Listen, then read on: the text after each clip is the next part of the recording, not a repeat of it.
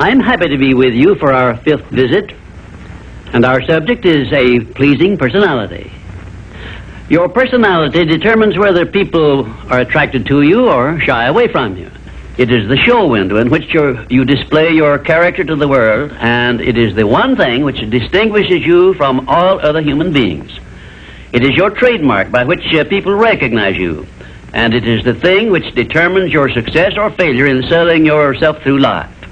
Therefore, you should see your personality just as others see it, so you may improve it where it needs improvement. Your personality consists of more than 30 different factors, traits, and characteristics. Because of the limit of time I can devote to this visit with you, I can mention only the more important of your traits of personality. But before I begin to describe these traits, I want you to know that every trait which goes into your personality is under your control, and you can improve it so it will be whatever you want it to be. Let us start with the most important trait of your personality, your mental attitude. This is the trait with which you attract people to you and cause them to like you, or repel them and cause them to dislike you. Your mental attitude must be positive if you attract people to you. How do other people know whether your mental attitude is positive or negative, you may ask? Well, the answer is easy. First of all, other people tune in and pick up your mental attitude by telepathy without your saying a word or making a move. But there are other ways they can tell whether your mental attitude is negative or positive. You disclose this information by the tone of your voice, whether it is pleasant or harsh, by the expression on your face, whether it is soft and pleasing or harsh and scowling, by the courtesy and consideration you show other people, or the lack of these. So you see, there is no escape from revealing to others the exact nature of your personality. The next most important trait of your personality consists of your flexibility of your mental attitude or your lack of it. If you have flexibility, you adjust yourself to all the circumstances in your relations with others without losing your composure or allowing yourself to become irritable or angry. Just remember, if you have flexibility of your mental attitude, it will be impossible for anyone to make you angry or to irritate you without your consent or cooperation. Now, this is worth knowing, isn't it? You cannot control the actions of other people which might justify you in becoming irritated by them, but you can control your reaction to all such circumstances by exercising your trait of flexibility. And you will observe that all people in the higher brackets of success have this flexibility, and they do control their reaction to the influences of other people. The third most important trait of a pleasing personality is the ability to control and direct your emotion of enthusiasm. Enthusiasm is one of the means by which you can give forcefulness to your words, but you must be able to turn it on and off at will as definitely as you can turn on and off water at the spigot.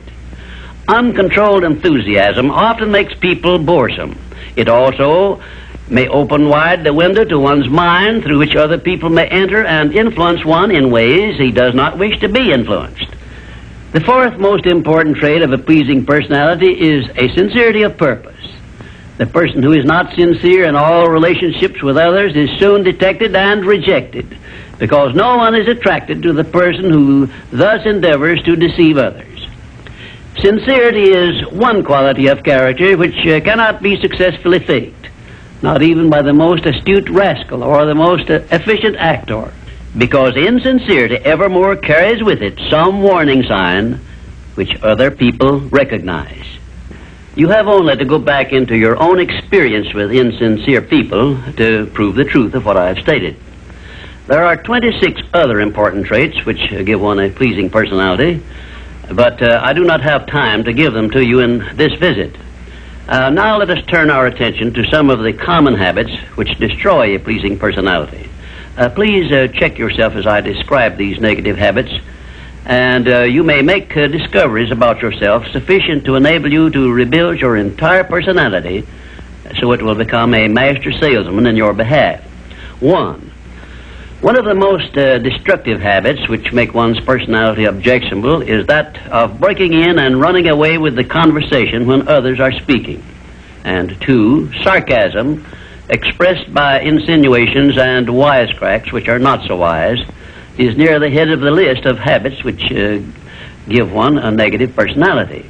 And 3rd, vanity expressed by either words or actions is sure to make one unpopular.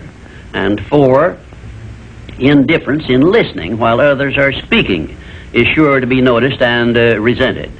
It is more profitable to be a good listener than it is to be a good talker, because one is always apt to learn something while listening to others, but never learns anything from hearing himself talk. 5, the attempt to flatter where flattery is obviously not deserved will bring quick resentment from others. Also, it will put them on notice, if they are wise, that the flatterer wants something he perhaps should not get. And 6, the habit of finding fault with the world at large and people in general is never a popular habit, and it is no part of a pleasing personality. It is far better to direct conversation to the circumstances and things which are right than to complain of those which one believes to be wrong. And 7, one of the very worst habits which destroy a pleasing personality is that of openly and directly challenging those with whom one may not agree, where there is no obvious reason for doing so, except the desire to be on the opposite side. And 8, the habit of volunteering unsolicited advice to others who have not requested it can make one an intolerable bore. Free advice usually is considered to be worth just what it costs, which is nothing but the patience with which to listen to it. And 9, the habit of speaking of one's physical ailments, worries, and personal problems may be tolerated by others, but this habit will never make one welcome or pleasing. If you wish to make yourself welcome in your relations with others, manage to talk about things which interest and concern those to whom you are speaking. You will never be boresome to the person to whom you are speaking of himself and the things which interest him, a truth which all master salesmen understand and respect. And 10, the habit of endeavoring to convey an impression of superiority through the use of words and topics unfamiliar to others is a surefire destroyer of popularity. If you wish to sell yourself to others successfully, you must negotiate with them on their own level through terms which they understand. And 11, envy of those who are successful is a trait which destroys a pleasing personality. The truly great men and women have all been known to be generous, sympathetic, and joyous in connection with the good fortunes of others. And 12, slovenliness in body, posture, and in clothing never attracts but always repels others. Clothes make not the man, as has been said, but they surely give him a mighty good start if they are appropriate and properly worn. Carelessness in body carriage and posture is immediately traceable to a negative mental attitude. If you are free from these 12 common habits which make one unpopular, you probably have a very pleasing personality. There are 5 other negative habits which make one unpopular, which I have not had the time to mention. Remember this, please. If you are not liked by other people, you may be sure there is a reason which you can detect and correct. It is unnatural for one person to dislike another without a cause. Before you can make full use of the master key to success, you will need to make your personality pleasing.